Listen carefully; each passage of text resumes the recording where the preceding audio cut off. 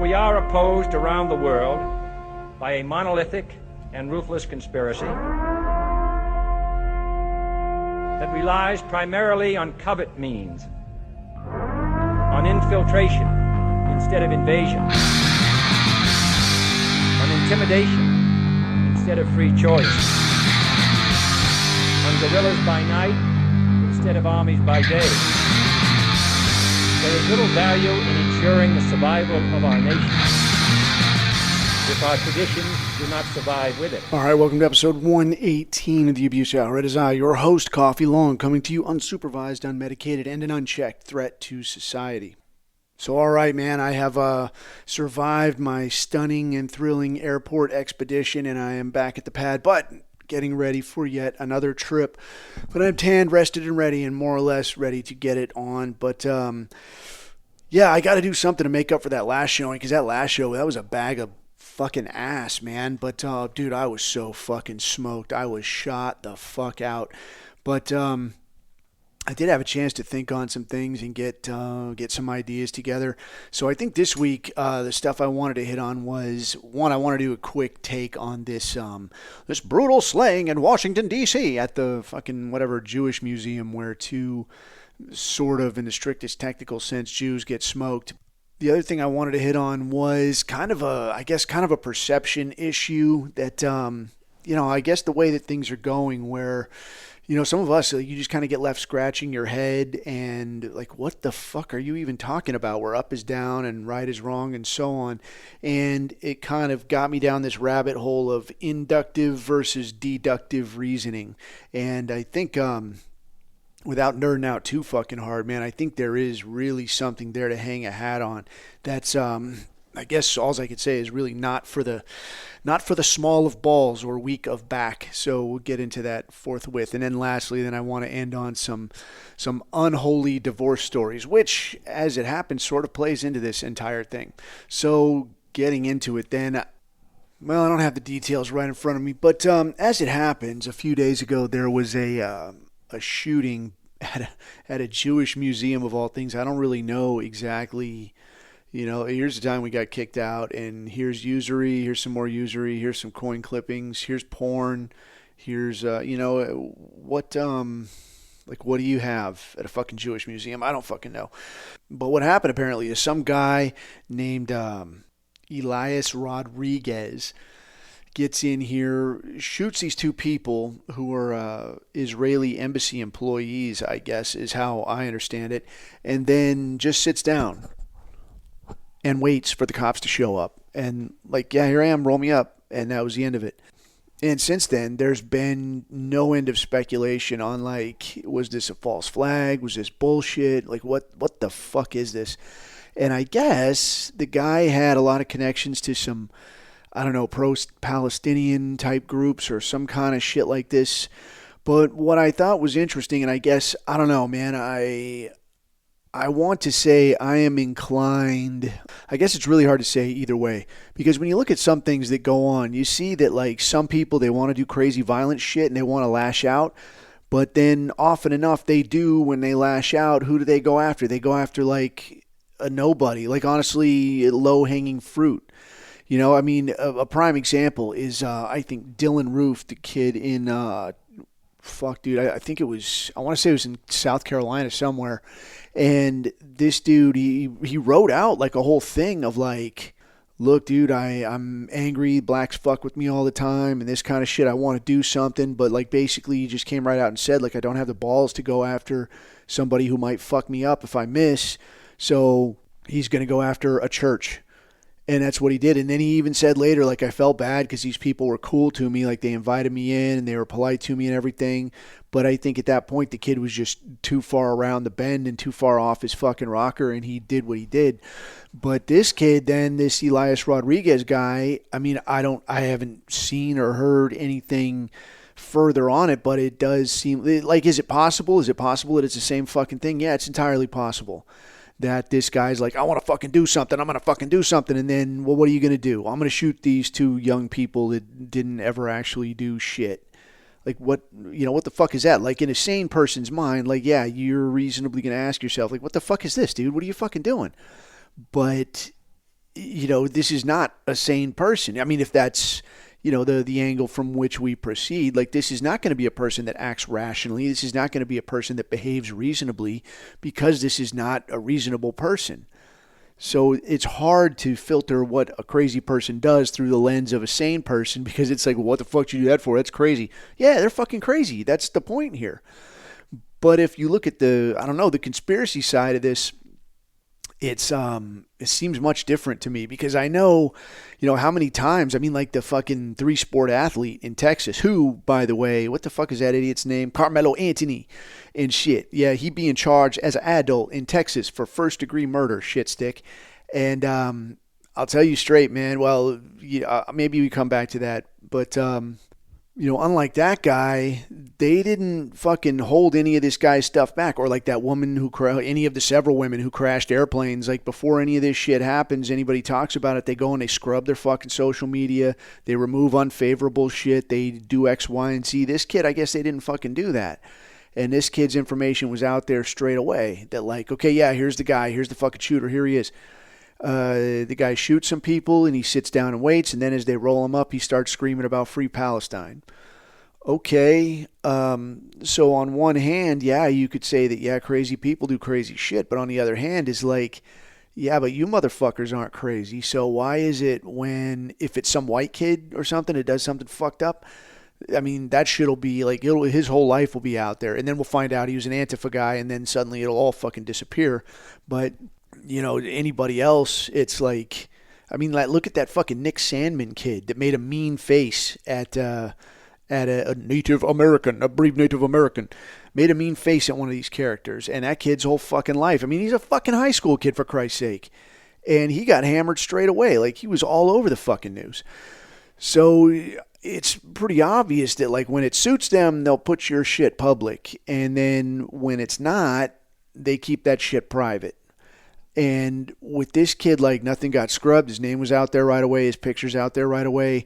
His alleged affiliations are out there right away. It begs the question, if we already know that when it benefits them, they put your shit out there, how does it benefit them in this sense? And I had seen some takes specific to the idea that, well, if this was a false flag, why would they have not got a blonde kid or, some guy that's like bunny ears, neo-Nazi white supremacist to go and do this shit? Well, you can't always get exactly what you want. Like, you could have it fast, you could have it cheap, you could have it immediately, but you can't have all three, right? This shit's going to cost one way or the other. And if this, let's proceed from the premise that this was a false flag because the indicators are there, right? Like, one, I'll come to the biggest part of this for me forthwith, but one, the way the kid behaved, just did the fucking deed and then sat down and wait and then put his message out there.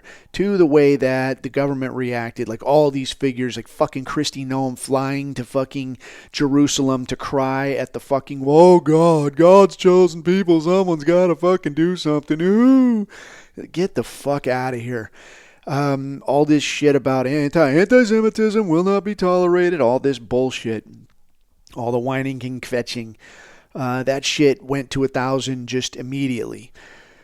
Apart from that, though, was the biggest indicator probably for me, I think, was the nature of the victims. And I had heard some speculation either way that these were, what do you say, Messianic Jews, so Jews who believe in, Jesus and or harbor some Christian sympathies or affiliations, or were even actually proper Christians, I don't know, yet ethnically Jewish, right? So what we have seen, though, with these Israelis, without doubt, is that they are more than willing. Like, they definitely see, like, I mean, maybe to us, and maybe this is an area where we could improve, I don't know, but where we would say, like, yeah, dude, I don't care if you were bunny ears raised Catholic or, whatever, you're Christian now or you're anti-Israel now or what the fuck ever.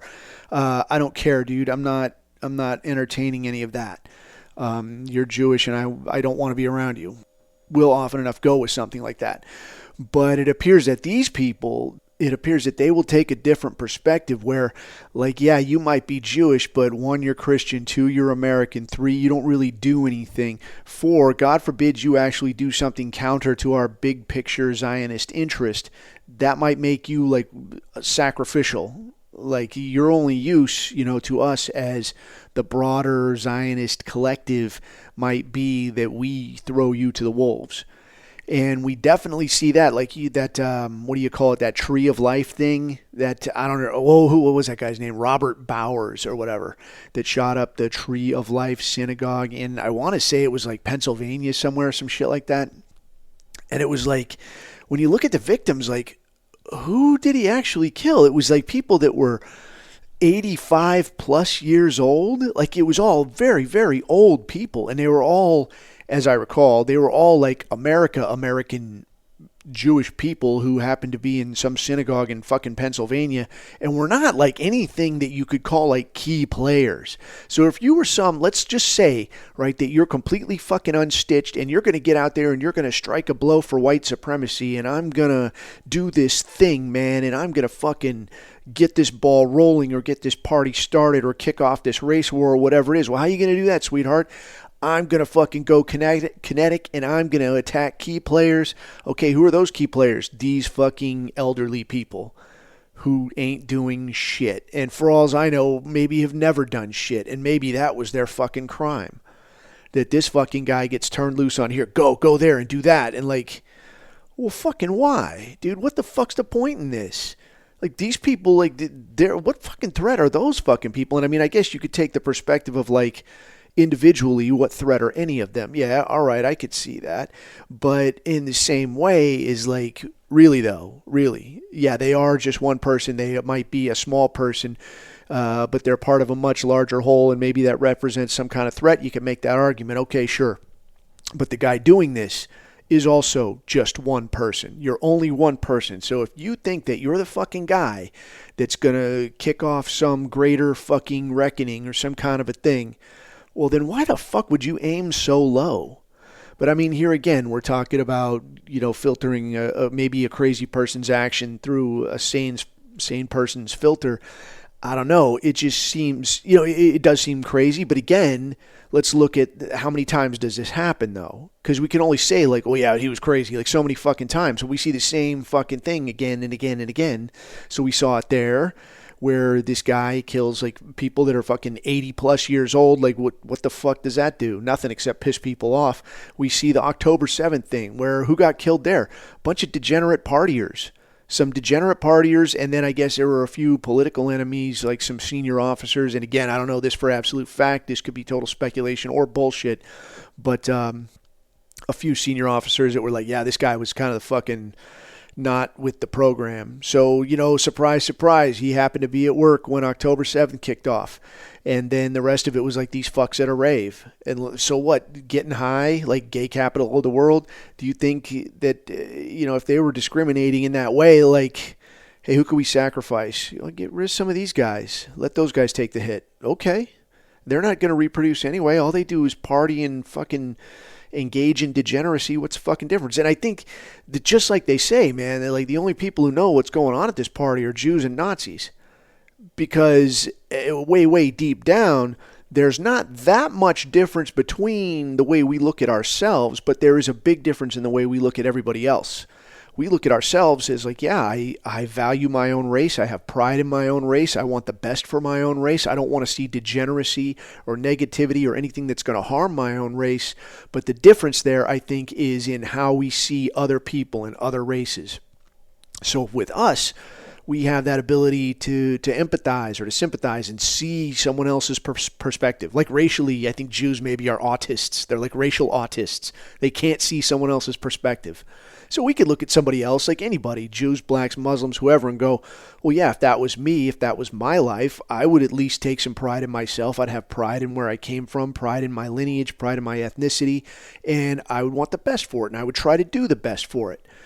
These people, though, these people that are like, they're not only willing to see you as cattle, yeah, they're willing to look at some of their own and go, well, these people over here, these people, these whatever, Messianic Jewish Americans, they're not really a priority. Why don't we use them? They can serve the greater good, our greater good, but they're going to have to bite the bullet on this. So they're going to be the sacrificial lamb, if you like, times two. and they're going to get worked, and this guy's going to cop to it. And I mean, again, this is total speculation. How can you ever really know for sure? It's not like this is going to fucking come out. Who knows? Maybe something kooky comes out. Maybe, maybe. Who the fuck knows at this point? But is it a possibility? Yeah, it certainly is. And based on previous behavior that we've seen from these coin clippers, it's not beyond the pale of very, very possible. So that kind of stems into the thing I wanted to hit on this week or this show or whatever. And the thing I wanted to hit on, I guess, is, and I had wondered about this for a little while, but I hadn't taken the time to look it up. And all I really had to do was search it once, and it was immediately clear.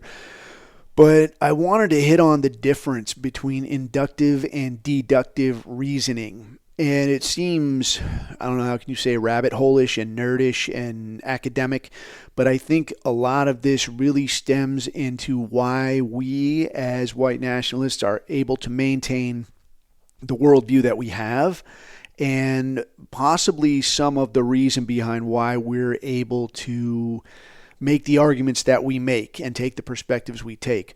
So without too much further ado, I want to get into it. So I kind of started looking at this, or thinking about it anyway. If you ever seen that movie The Departed, yeah, where it's Leonardo, I Only Date Young Girls, DiCaprio, and Matt Damon, and they're both these two young knuckleheads going to be cops in whatever, New York. And Matt Damon, as it turns out, is a guy put in place by Whitey Bulger, or I don't know how accurate any of this story is, because Whitey Bulger was a real person, but I don't know to what degree he was portrayed accurately by Jack Nicholson in this film. I couldn't say. I have no idea. But in the film, anyway, Whitey Bulger, as portrayed by Jack Nicholson, puts this Matt Damon character into the police academy, and he's going to become our man on the inside. And who knows what other strings he's pulling to push that guy up the ranks, so that eventually, instead of trying to recruit a guy inside the police department or turn a guy inside the police department, he just basically places his own person there, which is not a bad way to proceed. So he puts him in place, and at the same time, Leonardo DiCaprio is doing his other thing, which that's not relevant to this point. Anyway, so this Matt Damon character is looking for he's doing fucking something, and he gets called out to the beach to look at these two bodies that have washed up on the beach, and they are rumored to be these two gangster characters who have come down from Providence, Rhode Island, where I have been once in the dead of fucking winter. And I will tell you what, man, I don't know if you're from Providence, but I don't recommend that shit in the wintertime. They do have a good steakhouse there. I want to say it's called fucking Prime, some kind of Prime. I can't remember. But anyway, good fucking steakhouse, really, really good ribeye. But that's not what we're driving at here. The point is, Matt Damon gets called out to the beach, and he's looking at this guy's clothes, and he opens up his wallet, and then he looks at the tags on his suit, and he says, "Aha, the powers of deduction suggest to me that these men are from Providence." And you're like, he's clever, right? Because his driver's license is there, the tags in his suit are there. Obviously, he is from Providence. But what I find out is that this is actually backwards. That is not deduction. The idea of deduction is that based on a larger truth, based on an overarching body of knowledge, you're able to identify smaller, factoids, or predict smaller outcomes. And in the opposite sense, inductive reasoning is using smaller pieces of information to arrive at a much larger, like a greater truth. So pattern noticing, if you will. So in this sense, if you were collecting these small pieces of information, like what you see on a guy's driver's license, where the tags on his clothes say the suit was made, a receipt in his pocket, you might take these small pieces of information, and if they all say this guy was from Providence, then you could conclude that, well, yeah, the powers of induction tell me that this guy is from Providence, and you would be right.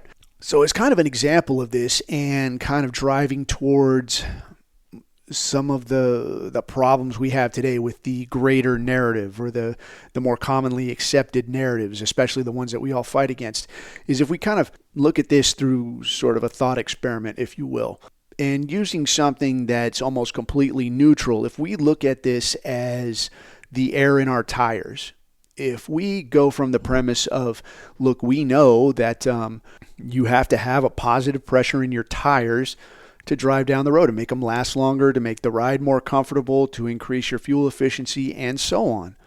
We know that, okay? So when we go to the little air pump station at the fucking gas station, we check the pressure, we read the side of the tire, say what it should be at. We put the quarter in, we hear the humming and the buzzing, we see the fucking numbers going up. When it gets to the number where we want it, that's right between these numbers on the tire, then we know we're good. All those small pieces of information tell us that we are in compliance with the greater, the more commonly accepted piece of knowledge that you got to have air in your fucking tires to do this thing, right? And as you drive down the road, all of this is confirmed, right? Say you got a flat tire and it's like blah, blah, blah, blah, blah, and it's ass, right? So you're like, oh, I'm out of compliance with this greater piece of knowledge, this overarching fact that I am aware of in regards to air in the tires. So you go and you put air, and now the situation improves, right? Like I followed, this piece of knowledge, and my situation improved. Easy day, right? Not very complicated. But what happens then? What happens if we change, if we alter or we deny that overarching piece of knowledge?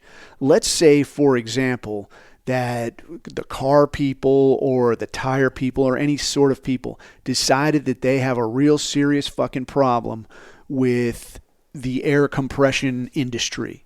They really don't fucking like it. So they change this thing and they say, you know what, the pressure in your tires, it doesn't actually matter. It really doesn't fucking matter. You can just, when the tire is put on, that ambient air pressure that's just the same as the air outside, that should be sufficient to keep your car, running smoothly. It should be adequate, to assist the suspension as you go over bumps. Your fuel efficiency, that's talking about that in relation to your tires. What are you, fucking nuts?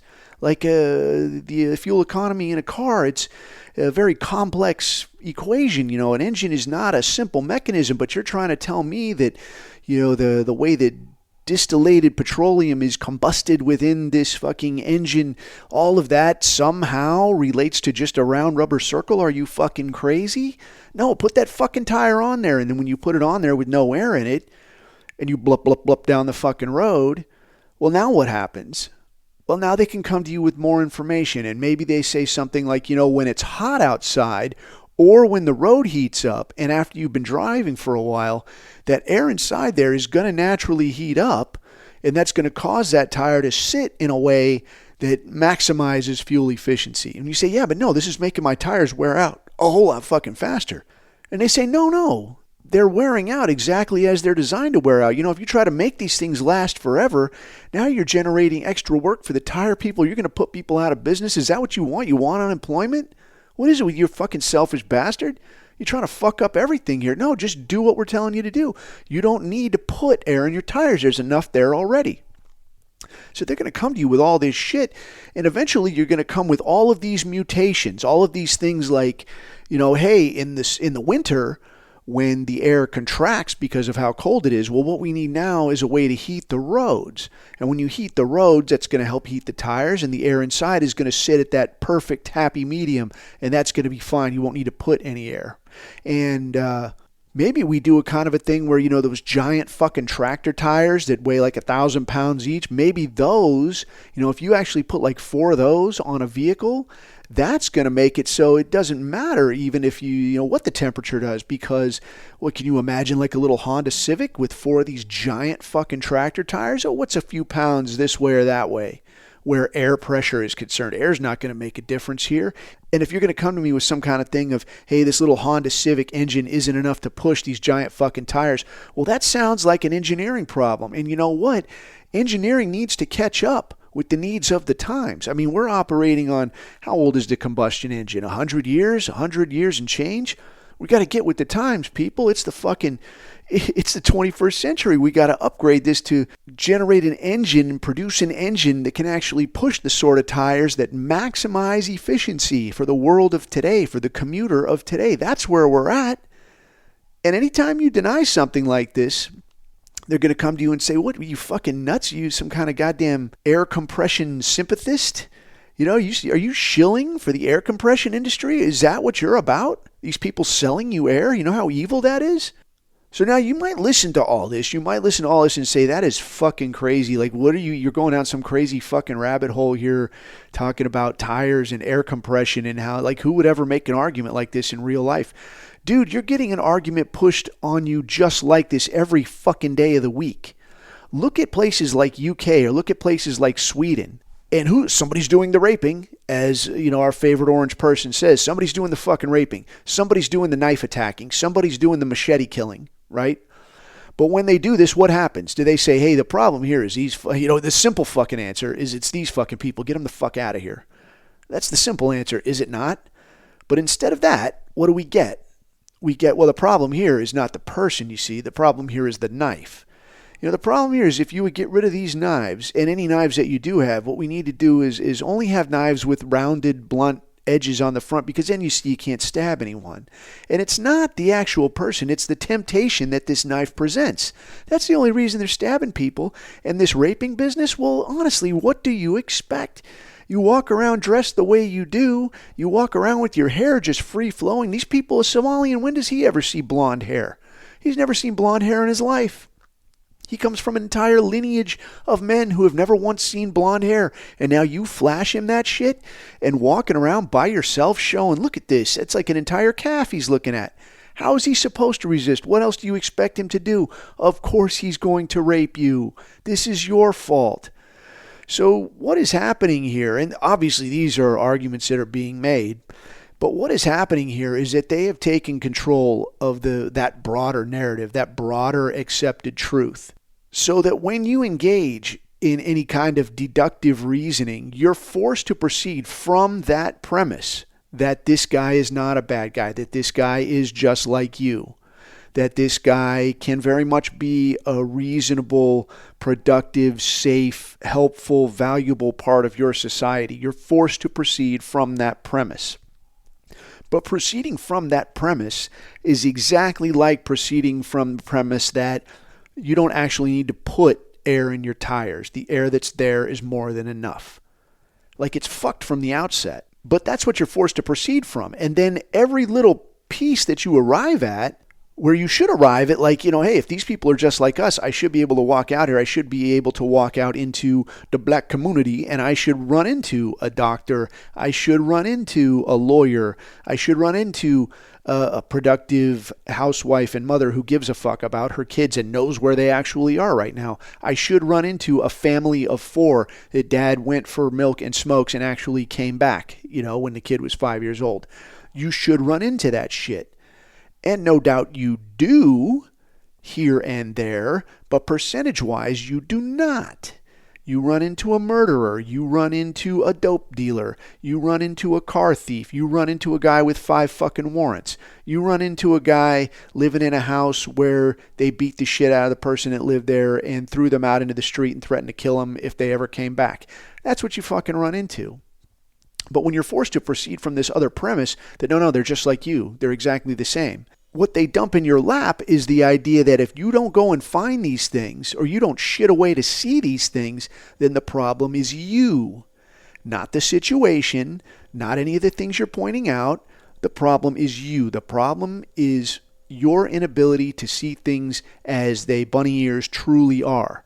So they're putting it right back on you. So where we come into this, though, is, and I kind of thought this was interesting after I thought about it, and after talking to a lot of people in our thing, because I've been at this, seeing things the way that we do, I've been at this well over a decade, probably close to, 15, 16 years of no shit. Like, was probably when I very first arrived at, like, fuck, I'm on this side of things, this is what I'm left with. And it's sort of like, it's like figuring out that you're out of fucking money in your bank account. Like, I pay for rent, I pay for some food, I pay car insurance, and fuck. Like, you can't argue with the numbers, dude. It is what it is. Like, you're fucking broke.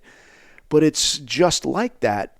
But what I found interesting in talking to the people on our side of the fence is that for a lot of us, it came at the expense of realizing that greater truth, that thing that you have been pushed, that perception that, hey, this is reality, man. This is what it means to be American. Here's what's right. Here's what's wrong. Here's what's okay. Here's what's not okay. all of these truths, or a great many of them that had been pushed on us, were just lies, were outright fucking lies. And in a lot of cases came at the expense of our trust, like we were actively betrayed. Like, surprise, asshole, here's what's happening now. You're fucked. And like, wait, I thought we were cool here. Like, no, you're not cool, dude. So for a lot of people, like what you see with a lot of these leftoids, where it's like, yeah, I'm like a BLM supporter, I'm this, I'm that, and then they get mugged and murdered in some fucking ghetto alley or something, like, I'm on your side. Like, well, surprise, guess what? Now, for a lot of people, I think they'll look at that situation, instead of being willing to rethink and say, all right, dude, maybe I got to start afresh. Maybe I was lied to. Maybe I had the wrong idea. Maybe I was too trusting. Maybe a lot of things. A lot of people, and I'm not going to fault them entirely for this, because it's a very normal thing to hang on to what you know instead of just being out there flapping without any kind of a foundation. Like, fuck, dude, I don't know what to think now. I got to figure something out. It's not, it's wrong. But I'm not going to blame people, because it's a very normal thing, man. Like I think most people throughout history have always had something that they could hang on to, that, like, I know at least this. I know at least my family will never fuck me over. I know at least my tribe will never fuck me over. At the very least, maybe like your king will call you up to die in some war that you ain't got nothing to do with, but at least, the guy to your left and right, like, you're literally blood related to them. They're going to bust ass to keep you in one piece. You've got something to hang your hat on. But as it is now, it's very easy, I think, to put yourself in a position where, like, how many fucking videos have you seen where there's like some fucking college chick, filming from her fucking dorm room that her father is paying for, and talking about she's never going to speak to that asshole again because he voted Trump, and fuck that guy. Like, you're literally spending that guy's money on a casual 4-year party experience, and now you're going to get on a very public platform and motherfuck this guy about, like, nah, fuck that guy because of, this, that, or the other. It's somebody you're fucking related to. What the fuck is this? But that's where we're at now, man. And so in that sense, I can't blame people too much for just kind of like, man, I know it might be fucked up, but I'm just going to pretend I don't see, dude. I'm just going to take that blue pill and I'm going to pretend I don't know any different. I don't want to completely blame people for that. What I will blame people for is that people that go the other way and say, you know what, I think maybe I've been fucking lied to. Maybe I just start completely over. Let me look at this. And when you start completely over and you start noticing these patterns, now you start arriving, when you look at these little things and you go, you know what, I'm starting to think, I'm starting to get some ideas here. I see these names, these same fucking names. And when I see names that sound a little bit like mine, but then I look at the guy and he looks like a fucking villain from Grimm's fairy tale, now I start getting yet another idea. So I'm starting to notice a pattern. But now when you compare your finding, like, you arrive at your own big picture truth that, like, hey, these Goldberg-Steen people, they seem to be at the bottom of a lot of really shady shit. Are these people I should watch out for? But when you look at the accepted knowledge, the things that you've always been told is true is like, oh, no, those people are actually victims. Nothing's ever their fault. Those are the good guys. Those are nice little people. They never do anything. Yeah, but what about this, and this? No, that's not happening. It's not happening. So you start seeing all these small things, and through inductive reasoning, you see all of these patterns. You notice all these small pieces of information, these facts. And you arrive at this big picture conclusion, and you get attacked from every fucking angle. And one of the things that they'll always say is that, well, you're seeing those things because you're looking for those things. And there's a degree of confirmation bias in any kind of a, how can you say, like a hypothesis confirmation, where you come up with an idea of like, hey, maybe it's the Chinese, bro. Maybe it's the Red Chinese. It's what the fuck does he call them? What the fuck does Alex Jones call them? The Chi-Coms. Maybe it's the Chi-Coms. Chi-Coms behind this. They control Hollywood. They got their hands. They're neck deep in Washington, D.C. They're blackmailing everyone. Yeah, it's the Chi-Coms guy. But if you proceed from that premise, you go, all right, I'm going to look, dude. I'll play your silly game, and I'm going to go and look. How many companies are in Hollywood owned by Chinese people? There's fucking none. I mean, Christ, look at, how about Qatari? How many companies in Qatar are owned by, how many companies in Qatar? How many Hollywood production companies are owned by Qataris? I'm going to say zero. How many mass media outlets are owned by Qataris? I'm going to say again, zero. How many TV stations? How many newspapers? How many fucking anything? Law firms? How many politicians count among their major donors a Qatari interest? None, I'm going to say. Fucking none. So if we proceed like as to confirm a hypothesis, right? We come up with an idea, and now we're looking for confirmation either for or against. So again, borrowing from the medical practice of I'm looking to rule out, right? Because this is a way to medically evaluate someone. You say he might have appendicitis. So what I don't want to do is start looking for only things that indicate appendicitis. I want to say, okay, well, I'm going to rule out appendicitis. So I think he might have appendicitis, but if it's not that, what else might I see? Is there anything I see here that says, no, it's not appendicitis. It could be something else. It could be something less. It could be something much worse. In either case, I'd like to know. So I'm going to start looking at, well, how do I rule this out? So if I see appendicitis, well, he has this, and this, but not that. That suggests to me maybe it's not that, right? So maybe he's got like an elevated white blood cell count. Maybe he's got some tenderness when you poke around at his lower abdomen. But he doesn't have an elevated temperature, and he does have a history of, falling off a fucking motorcycle. This suggests something else. What else do we have?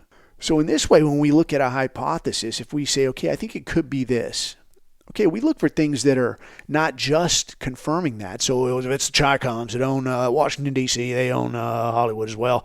If we look, okay, well, if you say, does anyone from China own any of this stuff? Do they control any of this stuff? Maybe there is a company. I don't fucking know. I mean, let's say, I don't know. Universal Pictures. Maybe there's a Chinese dude, an ethnically Chinese dude, or maybe even a Chinese national that's a majority stockholder. I don't know that there is or isn't. There might be, there might not be. I'm just total fucking speculation here, just as a hypothetical. Let's say that there is. You could say, yeah, look at this guy. This guy's a fucking rich Chinese dude, and he owns a piece of a major U.S. movie corporation. And here's another Chinese dude. He owns a major piece of, let's say, the New York Times. Wow, that's like you start looking at all these little dudes. Okay. But now compare. Shop and compare. Like we do with per capita. Is, who else owns that stuff? If there's a guy that owns this piece of the New York Times, how many other pieces are there to own? Is there any group of people that owns that? Is there anything else that stands out? Are there any other patterns to recognize? Right? So when you tell me about something like, it's actually white people commit a lot of crime. It's actually white people who take a lot of welfare. Are there any other patterns to notice? Is there anyone who does it more? Is there anyone who does a greater percentage? Are there any groups that represent a smaller piece of the whole, but a disproportionate influence in the thing that you're talking about? When you ask these questions, now suddenly you're going to get that same attack again. They're like, hey, you're falling out of line with the generally accepted narrative. You need to shift back to our form of deductive reasoning or fucking else. But proceeding from this premise, I think if you look at just the state of things, because like this deal of late, I think it was last week that Dan Bongino and Kash Patel both gave interviews. Both gave these really broke-ass little interviews of like, no, I think Epstein killed himself. I saw the fucking stuff, man. Like, yeah, totally. Like, don't be stupid, dude. Like, obviously, like this guy just killed himself. Like these really broke-ass interviews that like, does somebody have you? Is there a gun to the back of your head right now? Like, blink twice if you need help, dude. And it was like these really bland, forced interviews that was like, yeah, I got to toe the company line on this. But if we proceed from the premise that, this kind of, how can I say it? Because I think we've been stuck in this deal. Either it's got to be the mainstream accepted narrative, and you got to proceed from that, which we all know is bullshit. That like, yeah, Jeffrey Epstein was just a guy who liked young girls, and then he got caught, and then he killed himself, and that's the end of it. On the other side of it is like Alex Jones, and it's the Chi-Coms, and there's a bunch of people. It's globalists. It's basically globalists, and also lizard people, interdimensional demons. but there's like a lot of wazoo shit, but then it's just this kind of non-specific thing of just like a lot of players, and there's a lot of what have you, and yeah, there's some Jewish people involved, I don't know. But if we get rid of all of that stuff, like let's start afresh and say, I don't really know what the overarching situation is. I couldn't really say. If we just look at the small pieces that we have, what do we have? Well, we have a whole lot of fucking actors, a whole lot of entertainers, a whole lot of media personalities, a whole lot of reporters. Because if you look at like a fucking Pam Bondi or a Kash Patel, what the fuck did Kash Patel ever do, man? I don't know what his background is.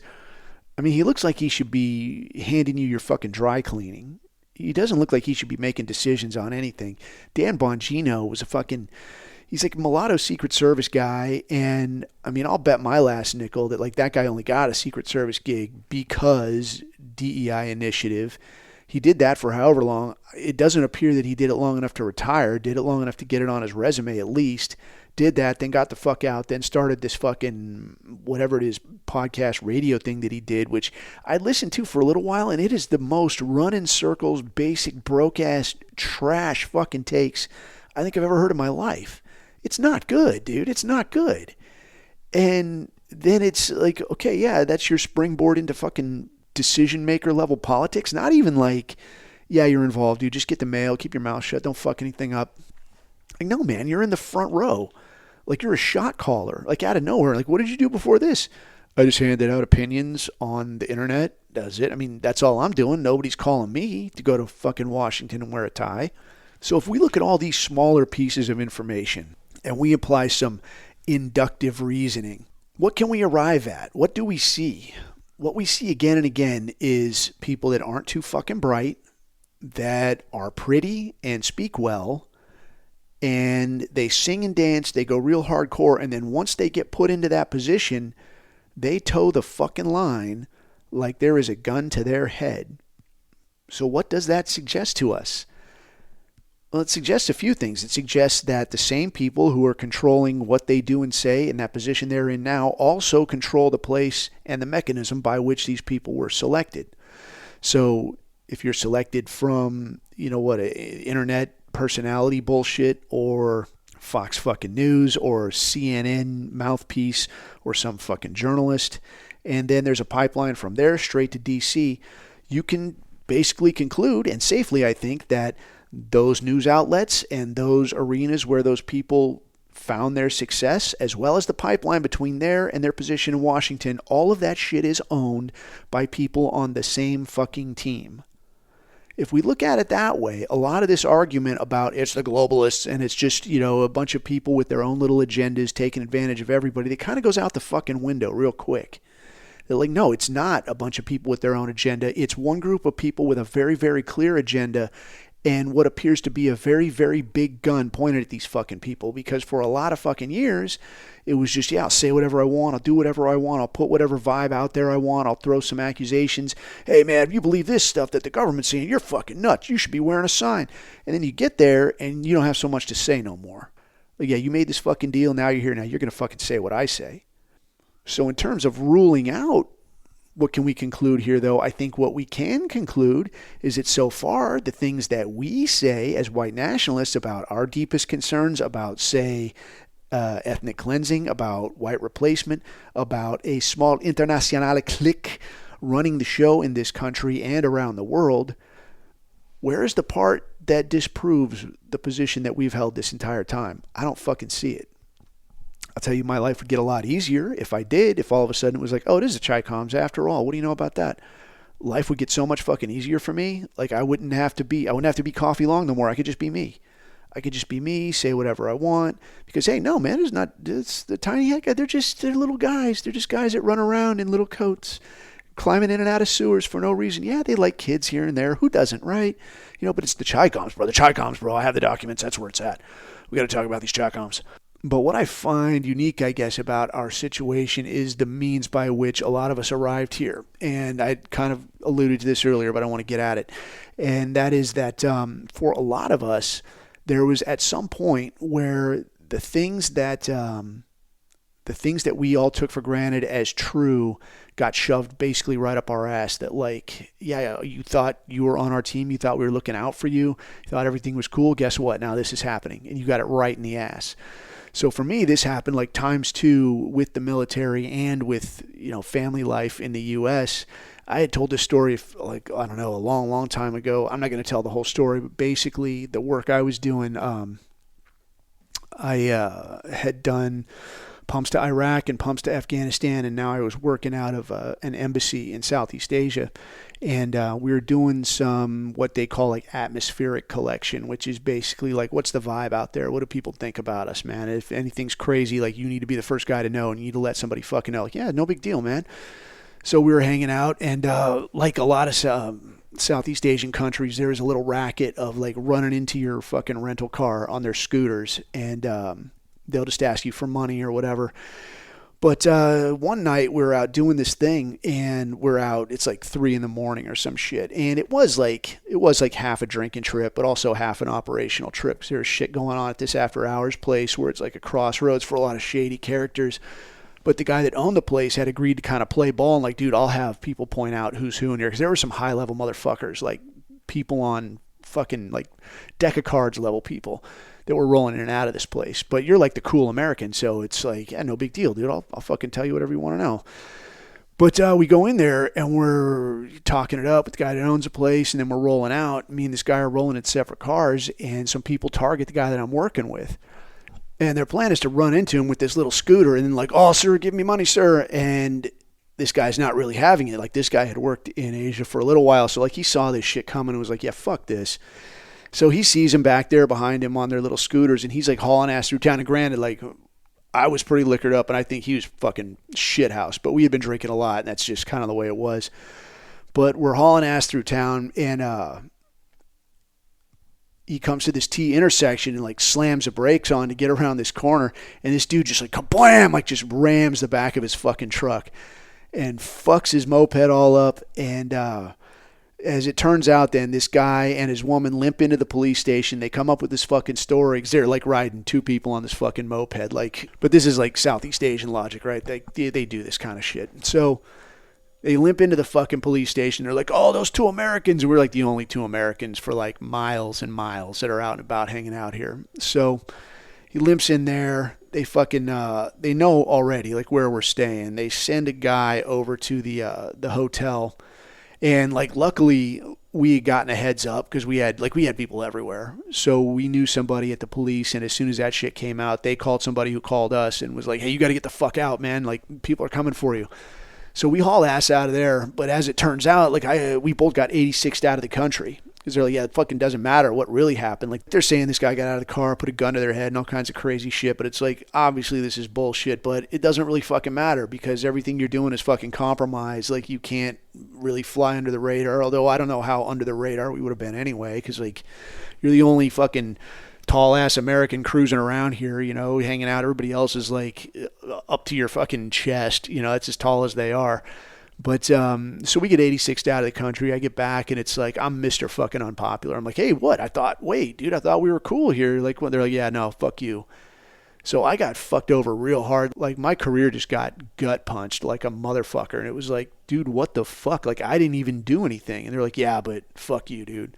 Like, you were there. You should have known, bro. I'm like, what the fuck? He's like, yeah, you were in a bar, dude. And I'm like, well, yeah, that's where the fucking gig was, man. So whatever. So I get back, and I'm super fucking unpopular, man. And I'm like, dude, I thought, we're all like brothers, bro. Like, back to back, I got your back, like fucking down to the last man, bro, down to the last bullet. I'm there for you. But then somebody shows up with a piece of paper, and it's like, oh, sorry, dude, I can't be there for you. Sorry, man. So it was crazy, dude. Like, you really do learn really fast, like, who your friends are when the man starts looking up your ass with a microscope. But I get done with that shit, and like, I got stuck in, how can I say? I got flown not all the way home. I got stuck in like a little halfway house, halfway around the world, and sat there for like a fucking month while they tried to figure out if there was anything they could possibly charge me with. And I'm like, dude, I was not present when whatever the fuck this is actually went down. Like, I was at the fucking hotel already. And they're like, yeah, but you were in charge. I'm like, I don't know what the fuck to say. I'm like, it's in the fucking report, dude. You fucking read it. But I got back, finally, I got back to the States, and I call my then wife, and I'm like, hey, come pick me up from the airport, and she's like, fuck you, take a cab. And I'm like, God damn it. So this was like, I had done like back-to-back deployments. So like, I was kind of a stranger at my house, and I had young kids at this time, so I was like, all right, dude, so maybe she's just busy. So I took a cab to my house, and now this broad's got some fucking guy living in my house, dude. And for cats, it would say like, yeah, I'll smoke a motherfucker. Like, well, you'd think that, but then you got to think about like, do I really want to go to prison just because this chick is a whore? Because I mean, that's where it ends, dude. Is like, you got to make these decisions. So luckily, and I'm actually getting to like the funny divorce stories here eventually, but what ended up happening though was that it did actually pay off some of the shit that I had been told as a young guy in the special operations community, because in that business, the divorce rate is about 90%. So it's not a question of if, it's a question of when. And a lot of the old guys would tell you like, all right, dude, all right, new guy, when you get divorced, here's what's going to happen. And you're like, oh, not me. And they're like, yes, exactly you, dude. Everybody here, and these are even guys that are like, they're still married, and they're telling you about like, look, man, when you get divorced, here's how it's going to go. And they tell you like, when you get home sometime and your wife starts talking like a lawyer, and she's talking about like, I'm afraid when I'm around you, I feel like you're a threat to me and or the kids. When you start hearing this shit, you need to just stop what you're doing and fucking leave. Because if you don't, her next call is going to be to the cops. And when the cops show up, they're going to come in there, because what they're going to hear is like, there's some PTSD fucking operator out of his mind, and maybe he's drunk and he's threatening to kill his wife and kids, and they're going to show up and they're going to crack your fucking head open. And maybe they'll shoot you just for sport, right? Because it's going to be guys that were like, they wanted to be somebody, maybe they want to be a SWAT guy, and they just, whatever, they couldn't fucking do it. And now they're going to show up, and this is their chance to one-up some motherfucker. And that motherfucker is you. So when she starts talking like this, just do the smart thing and get the fuck out. So that's what I did, and things panned out. And what that kind of left me with was that, like, I've been lied to this whole fucking time, man. And as my divorce went on, like, I saw that more and more, that, like, where you really think that, like, yeah, dude, I'm a respected person in this country. Like, I'm a fucking operator, dude. Like, I should be given a benefit of the doubt. This was not the fucking case, dude. And out of all the dudes that I talked to that had been divorced, like guys that I had worked with, I talked to guys that one guy got called a murderer in divorce court.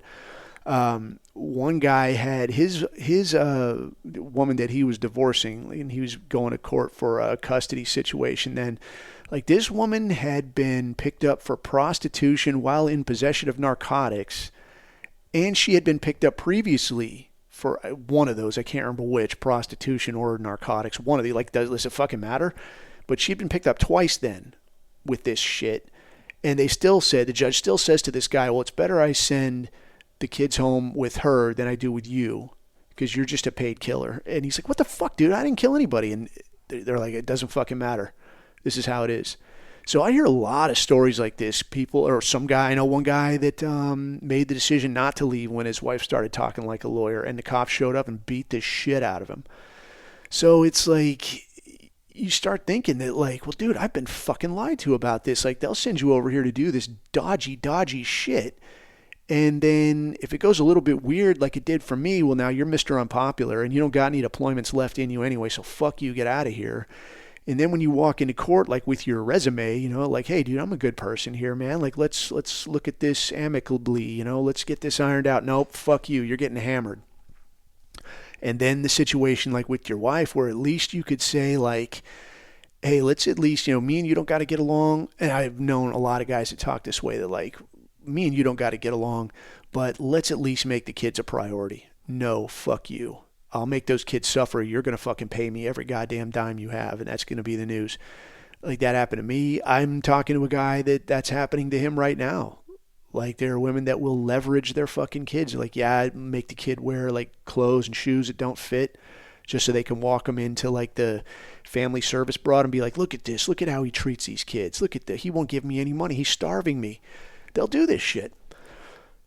So what happens is you kind of, everything that you assume to be true for your whole life is just kind of like, bonk, goodbye, that's gone. So it's kind of like that job gets done for you. And now you're left to think for yourself of like, well, what the fuck is true? And you got to start figuring out, you got to start looking at the little pieces and finding the patterns. And what you find once you let go of all of that shit is a lot of what lands a lot of us where we are right now. Now, I can imagine some people, your leftist cockbags that are listening to this would say like, well, it sounds like you're just kind of a loser that fucked up a lot and now you want to do some kind of sour grapes like, oh, well, I couldn't succeed and it's everybody else's fault. Oh, con fucking traire. Because when I had something that they wanted my ability, they wanted my willingness to go do dodgy shit, then I was fine. Then I was very popular. But the minute I didn't have anything to offer and the minute I stopped playing ball, like I refused to dime out dump it on the guy who got himself into that spot in Southeast Asia. Like I didn't say like, look, this guy, he was probably fucked up. Maybe he did do that. And that was my undoing because that's what they wanted from me. And I was like, I'm not fucking doing that. But, then when you get to court and it's like, well, no, dude, I'm all right. Then you find out that, no, they're not all right with you. They don't actually like you at all. They fucking hate you. You're only here like as a utility. That's the only reason they keep you around. And it kind of forces you to think through these things. But to say like, well, no, you're just kind of a loser and a fuck up. Well, au contraire, because once I have adopted the way that we see things, that like, look, these are some shady motherfuckers. Look, you got to proceed like so. You have to proceed very carefully. These need to be your priorities. These need to be your hard lines in the sand. Once I started proceeding that way, dude, I'm nothing but success. Like, as you see, I have my own business. I'm always going to the airport. And what I really find amusing, this is where the funny shit comes in, is that, when women want to try to pull you back into back into the accepted way of thinking, let you be one of the herd again, give you the blue pill, plug you back into the system. Like the worst thing that a woman can call you in her mind, the greatest insult a woman can dish out is to call you an incel, which if you think about it is to say that really just that you can't get laid. That's what she's saying. Like you'd like to, but you can't. No woman will have you. No woman will have sex with you because that's how fucked up you are. What I think is funny about this is that, how can I say, man, is that that's the biggest insult you can come up with. That's the worst thing you can think to say to a person. I think a lot of that hinges on the idea that to a woman, that's really her only yardstick of measuring. Is this guy productive? Is he decent? Would he be a good father? Is he a productive worker? Is he someone you can bring around your parents? Any of this shit. For a lot of women, that doesn't even figure into the equation. It's only would I fuck him? That's like the yes or no. That's where we're going first. That's what we need to cover first. Is this someone I would have sex with? And if not, then, or even if they would, but the worst thing that they can say about you is that, well, no, nobody will have sex with you. That's that's the worst I could say. But that's interesting to me because, like early on, man, and I'll start telling you some funny divorce stories, but to kind of set this off, like I want to say that where most people will say that, hey, I got divorced and none of this shit was my fault. Everything was my ex's fault. I'm not going to say that, dude. Like my ex was an insane person. Like she's still mentally unwell. She's been in and out of rehab like 4 fucking times. But I'm not going to say that this was all her fault. I will say that this was an extremely, I would say toxic, like just self-destruct. Like toxic doesn't even fucking cover it. Codependent doesn't even cover it. Like goddamn self-destruct, riding a nuclear missile straight into the fucking ground. That's more like what this relationship was. So we really only met when we were really, really young, like underage, but going to parties and getting fucked up. So I would get shithoused, sneak her out of her house. We'd go to some parties,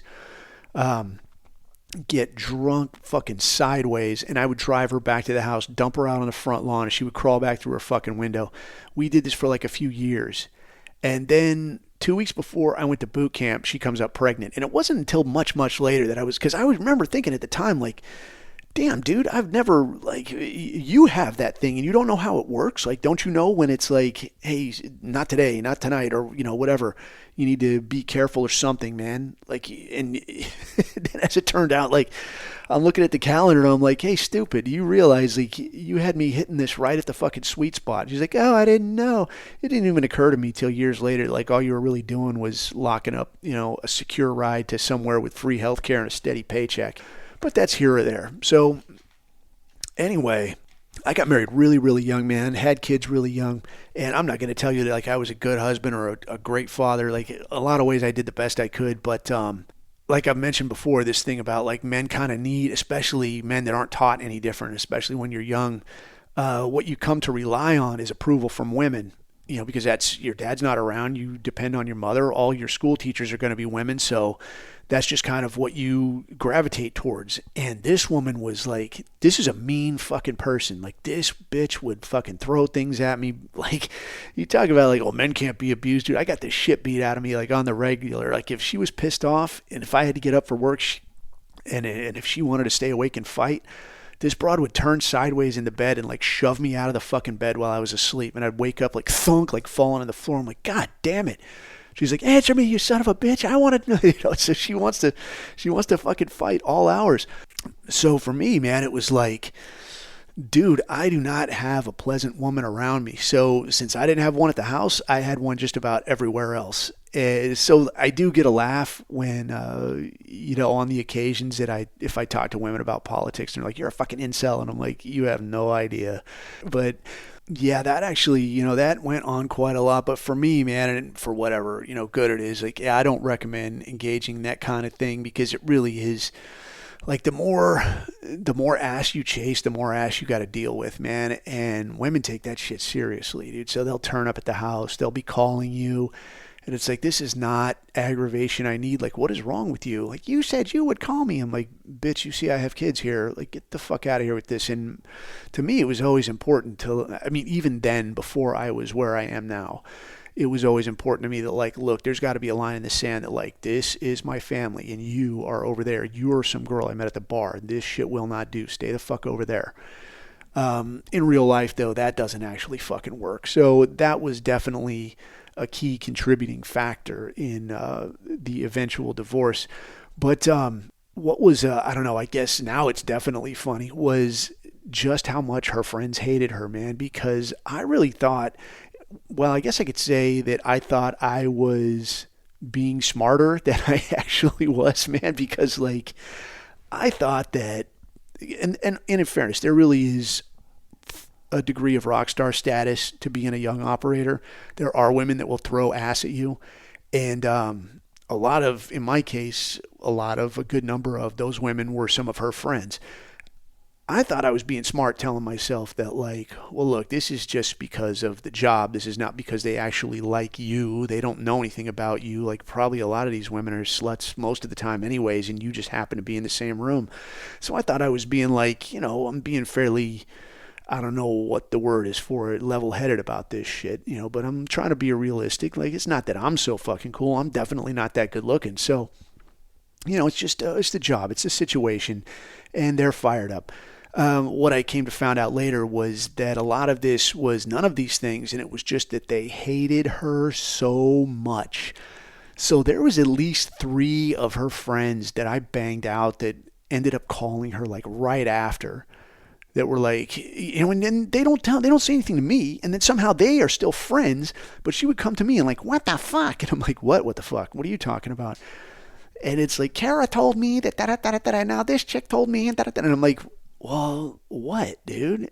And I guess, like, yeah, it's degenerate behavior. I don't approve of it. I would never suggest anyone behave that way now.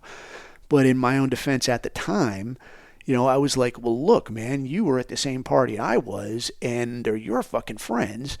And I would be thinking, and I guess, the thing is that really rubbed me the wrong way is that, like, you're around some women, you're thinking, like, well, dude, this is not really on the table. This is her friends, or she's here with her boyfriend or whatever. And you're thinking, like, what? No, I don't need to worry about this. This isn't going to come up. This chick's not going to pull me into the bathroom in front of 10 other people and start on me or some kind of thing. But it happens. But again, and here's the funny part, I guess, is that like it's not that I'm good looking or charming. It's not even that she likes the gig so much or that she's like enamored with the job or whatever. It's that she hates my wife. That's the thing. Okay, so it's like, no, this really is exactly your fault. But I guess the really funny part was like when we were getting divorced, this broad thought she would be slick and have me served on Veterans Day. So I heard this from another friend of hers who I'll tell you that story after, but I heard this from another friend of hers that she goes to one of her friends and is like, I want to serve him on Veterans Day. Fuck that guy. So she says, all right, will you serve him? Will you take these papers over to him at his shitty shitbox apartment where he barely lives? And she's like, well, I would, but I don't think that's a good idea. And why? Because, pow! Like, yeah, you know why. She's not really your friend. But, of course, she told her about that. And now, somehow, they're still friends, but this broad is still mad at me after we're getting divorced even. And I'm like, this makes sense. But I only heard about that story because this other friend of hers, I was out with this dude, I was out with this other dude that I had kind of worked with in a way for a really short time. But we went out to like this little local bar just to hang out a little bit, get a beer. And I go up here to get a drink, and I look to my left, and it's this girl that had babysat my kids when they were younger, like a few years back. And I was like, oh, hey, what's up? And she goes, oh, yeah, I'm here with my ex. And I was like, oh, okay, well, have fun. I'm just here with, this dude. I don't think she'd ever even met the dude that I was hanging out with before. But I was like, yeah, all right. Well, I'm just hanging out. So whatever. Nice to see you. I'll see you later. So she goes back over. Like, I didn't even know my ex was in this bar. Like, it's a big enough place, but I didn't even know she was there. But I go back over here, and this girl had my number because she had babysat my kids. And she fucking texts me. She's like, oh, my God, she just called me a bitch for talking to you. I was like, sorry. So I keep hanging out, and she sends me another text. She's like, oh, my God, she just called me a fucking cunt just for saying hi to you. I'm like, she's your friend, not mine. Sorry about that. And again, I just left it. So I'm sitting there, and I get another one. Oh, my God, she just called me a bitch again. We're going to go. If you'll be here in 20 minutes, I'll be back. I was like, I will be here. So the next morning then, like this was long enough ago, like I actually still had a Facebook account that I, like very first Facebook account, like hadn't been banned or anything yet, using like a real picture. But the next morning I was yucking it up so hard and I had to hit up somebody. So the only person I knew would be awake was this dude that I knew from high school. And I sent him a message on Facebook Messenger and I was like, hey, want to guess the difference between a Ferrari and my ex-wife's best friend? And he's like, no, what? There's no Ferrari ass up in my bed right now. And he's like, good man, good work. But yeah, it was a hard time. It was a strange time. It was the weirdest of times. It was the lamest of times. But yeah, I don't recommend getting divorced, dude. I mean, you walk in there and you are no shit like a literal supervillain. Like the entire room, the judge, the lawyers, they're talking about you and your money like you're not even there, dude. They're talking about money you haven't even made yet about, all right, well, this is what he's got. This is what he's got in savings. This is what is in his account right now. He should have this much coming in this year. So I figure if we give her this, this, and this, and how about lawyer's fees? Hey, she doesn't have a job, but he's got enough with his savings right here. He can cover that easy. And it's like, what the fuck? Hey, bitch, I'm right fucking here, man. Like, they're really talking about you like you're dead. Like, this is just some shit they looted off of you. So, yeah, man, it's, in terms of adjusting your perception to like, whoa, reality has shifted. Like, yeah, there's nothing like getting fucked around at work and getting divorced to realign the way you think of things. Anyway, I think I've run on long enough about that, man. If you got some good divorce stories, feel free to drop that shit in the chat. But if you want to hit me up, like, well, you can catch this crummy podcast on Spotify or iTunes or anywhere low quality content is purveyed. And if you want to try me, you can hit me up on the gram at niceguy.coffee and on t.me/theabusehour or on the associated chat t.me/rantroom. So until next time, I'm not sure what we're going to talk about. If you got an idea, you feel free to leave it in the chat. Oh, and I want to remember to say thanks to the guys from Above Time Coffee, pro-white business, dishing out some really solid coffee. So if you get a chance, try it out at abovetimecoffee.com. And until we talk again, you keep your eyes on the horizon, your neck out of the noose. I have been Coffee. These are my takes.